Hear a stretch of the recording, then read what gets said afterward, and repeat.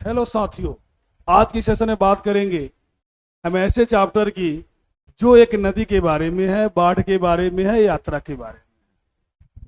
और यात्रा किन्होंने किया है? जगदीश चंद्र माथुर। और यहाँ पे आपको तस्वीर दिखाई दे रही होगी, यह एक गंडक नदी है। क्या है? गंडक नदी है। और गंडक नदी को लेखक ने बहुत नामों से पुकारा हुआ है। अलग अलग नामों से लेखक ने गंडक नदी को संबोधित किया हुआ है। तो चलिए हम लोग इस चैप्टर के सारांश शुरू करने से पहले हम लोग लेखक परिचय कर लेते हैं, और लेखक परिचय के बाद इस पाठ की सारांश शुरू करते हैं। सबसे पहले लेखक परिचय।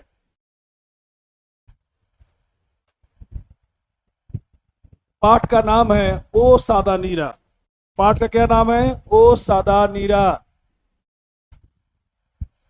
इसके लेखक कौन है? जगदीश चंद्र माथुर। ओ सादा नीरा के लेखक कौन है? जगदीश चंद्र माथुर जी है। ओ सादा नीरा एक निबंध है। क्या है? एक निबंध है। ओ सादा नीरा क्या है? यह एक निबंध है। बात समझ में आ रही है? चलिए आगे बढ़ते हैं। जगदीश चंद्र माथुर का जन्म 16 जुलाई 1917 को हुआ था। जगदीश चंद्र माथुर का जन्म 16 जुलाई 1917 ईस्वी को हुआ था। एनर्जी के साथ। इनका निधन 14 मई 1978 को। इनका निधन कब हुआ था? मृत्यु कब हुआ था? 14 मई 1978 को। इनका जन्म स्थान शाहजहांपुर उत्तर प्रदेश में है। कहाँ है? उत्तर प्रदेश में है। ये छोटा सा परिचय है लेखक के बारे में। अब इनके द्वारा कुछ रचनाएं हैं, उसके बारे में हम लोग समझ लेते हैं। आगे देखिए। जो भी बच्चे नए हैं मेरे चैनल पे, चैनल को सब्सक्राइब करते चलिए और सेशन को लाइक करना मत भूलिए। जगदीश चंद्र माथुर की रचनाएं, इन्होंने क्या क्या रचना की थी, हमने क्या किया है कि जो जो इंपॉर्टेंट है उसको यहाँ पर रख दिया है। चलिए पहला क्या है? पहला है भोर का तारा। कब लिखी गई? 1946 में। भोर का तारा कब लिखी गई? 1946 में। याद करो यहीं पे। कोणार्क कब लिखी गई? 1951 में। ओ मेरे सपने कब लिखी गई? 1950 में। शारदिया कब लिखी गई? 1959 में। बंदी कब लिखी गई? 1954 में। परंपराशील नाट्य कब लिखी गई? 1960 में। पहला राजा कब लिखी गई? 1969 में। गगन सवारी कब लिखी गई? 1958 में। ये है कुछ जगदीश चंद्र माथुर द्वारा लिखी गई महत्वपूर्ण रचनाएं, जो कि आप एग्जाम में ऑब्जेक्ट के रूप में आ सकता है। आप इसे अच्छी तरह से याद। क्लियर? अरे भाई, इतना कोई देख रहे हो, लाइक तो करते चलो। मैं ठीक नहीं लग रहा हूं क्या? मैं तो पढ़ाने आया हूं ना, तो मैं पढ़ाऊंगा ही। लाइक करते चलो यार, लाइक और सेशन को शेयर करते चलो। आगे देखिए इस चैप्टर का सारांश, इस पाठ का सारांश। चलिए, प्रस्तुत निबंध हमने पहले ही बता दिया है आपको कि ओ सादा नीरा क्या है? एक निबंध है। क्या है जी? एक निबंध है। क्या है? एक निबंध है। प्रस्तुत निबंध ओ सादा नीरा जगदीश चंद्र माथुर द्वारा लिखी गई पुस्तक बोलते छंद से लिया गया है। और यह जो है निबंध ओ सादा नीरा जगदीश चंद्र माथुर द्वारा लिखी गई कौन सी पुस्तक? बोलते छंद। इस पुस्तक से लिया गया है। कौन? ओ सादा नीरा, जिसमें उन्होंने गंडक नदी और उसके किनारे की संस्कृति और उसकी जीवन प्रवाह को दिखाया है। इस निबंध में उन्होंने क्या दिखाया है? गंडक नदी और उसके किनारे की क्या संस्कृति है, क्या कल्चर है, क्या उसका जीवन प्रवाह है, उसको दिखाने का प्रयास जगदीश चंद्र माथुर ने इस निबंध के माध्यम से किया है। क्लियर? आगे देखिए। सर्वप्रथम चंपारण क्षेत्र के प्राकृतिक वातावरण का वर्णन करते हुए उसकी एक एक अंग का सुंदरता पूर्वक वर्णन करते हैं। और सर्वप्रथम जगदीश चंद्र माथुर ने चंपारण का, पूर्वी चंपारण, मोतिहारी का प्राकृतिक वातावरण का एक एक अंग का सुंदरता पूर्वक वर्णन करते हैं इस निबंध में। कौन वर्णन करते हैं चंपारण की? जगदीश चंद्र माथुर। क्लियर?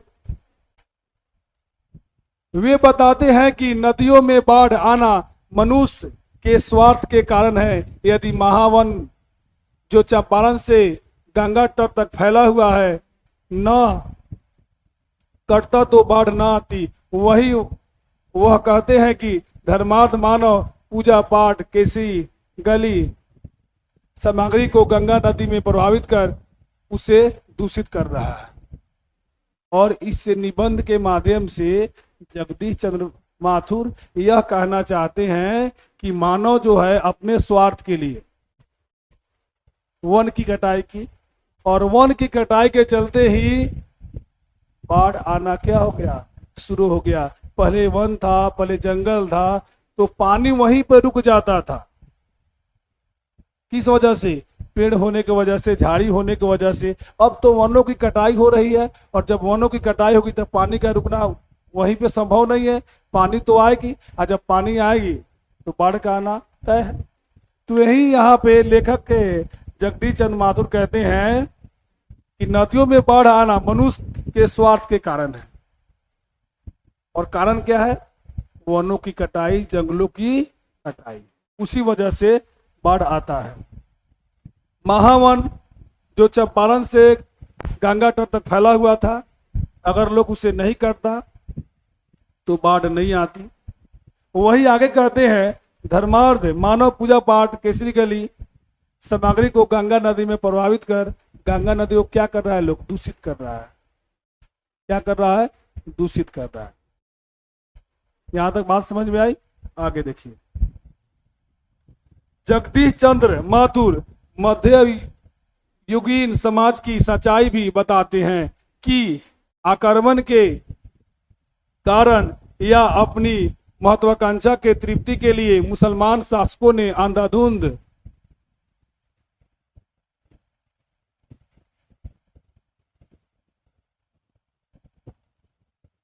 जंगलों की कटाई की।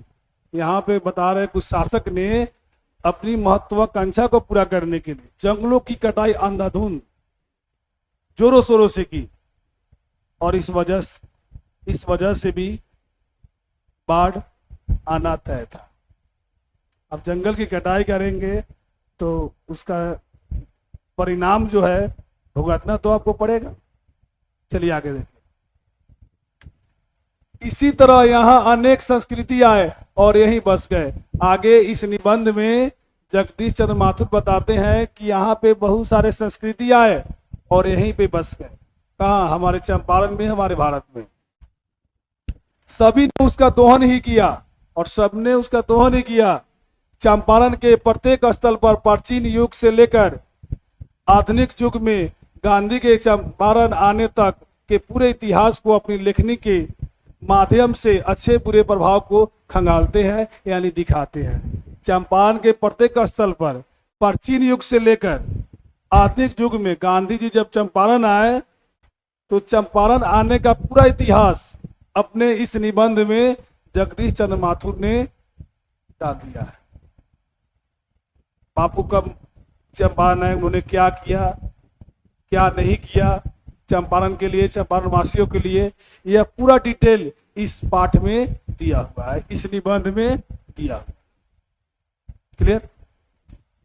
अंत में गंडक की महिमा का बखान करते हुए कहते हैं कि ओ सादा नीरा, ओ नारायणी, ओ महागंडक, युगों में दीनहीन जनता इस विविध नामों से तुझे संबोधित करती रही है। देखिए यहाँ पे लेखक जो है गंडक नदी को कितने नामों से संबोधित करते हैं। पहला क्या है? ओ सादा नीरा, ओ नारायणी, ओ महागंडक। और ये बताते हैं कि लोग ने, जनता ने तुम्हें अनेक नामों से संबोधित किया है और किया करता रहेगा। और तेरे पूजन के लिए जिस मंदिर की प्रतिष्ठान हो रही है उसकी नींव बहुत गहरी है जिसे तू ठुकरा नहीं पाएगी। और नदी के किनारे, गंडक नदी के किनारे मंदिर का निर्माण हो रहा है और वह निर्माण बहुत गहरी है। और इसलिए लेखक कह रहे हैं कि इतनी गहरी है कि उस निर्माण को तुम ठुकरा नहीं पाओगे, उस निर्माण को तुम ध्वस्त नहीं कर पाओगे, अपने में विलीन नहीं कर पाओगे। ये यहां पर जगदीश चंद्र माथुर बताते हैं। आगे देखिए, अंततः हम यह कह सकते हैं कि ओ सादा नीरा जगदीश चंद्र माथुर के सबसे अच्छे निबंधों में से एक है और इस निबंध के माध्यम से उन्होंने अपने विचारों को काफी अच्छे तरीके से प्रस्तुत किया है। और अंत में हम यही कह सकते हैं कि ओ सादा नीरा जगदीश चंद्र माथुर के द्वारा लिखी गई निबंधों में से सबसे अच्छे निबंधों में से एक है, जिसके माध्यम से उन्होंने अपने विचारों को काफी अच्छे तरीके से प्रस्तुत किया है। ये रहा ओ सादा नीरा का सारांश। अगर एग्जाम में आता है तो आप इस तरह से लिख सकते हैं। और मैं फिर रिपीट कर दूं, जो भी बच्चे मेरे चैनल पर नए हैं तो भाई चैनल को सब्सक्राइब करो और सेशन को शेयर जरूर करो, लाइक जरूर करो। और अंत में मैं कह दूं, जीतता वही है जो कभी हार नहीं मानता, जीतता वही है जो कभी हार नहीं मानता। तो चलिए इसी आशा के साथ मिलते हैं अगले सेशन में। जय